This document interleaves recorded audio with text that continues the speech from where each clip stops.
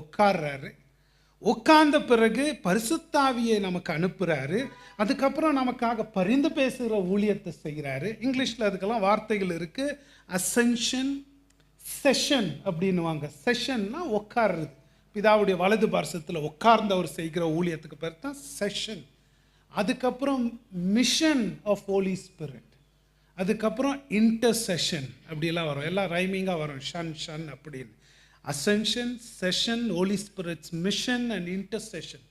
இந்த 4 அற்புதமான ஊழியத்தை ரொம்ப குறைவாக தான் மக்கள் புரிந்திருக்கிறாங்க. நமக்கும் குறைவாக தான் தெரியும். இதெல்லாம் இயேசு கிறிஸ்து நம்மளை மீட்கிற பணியில் செய்யக்கூடிய ஒரு பங்கு.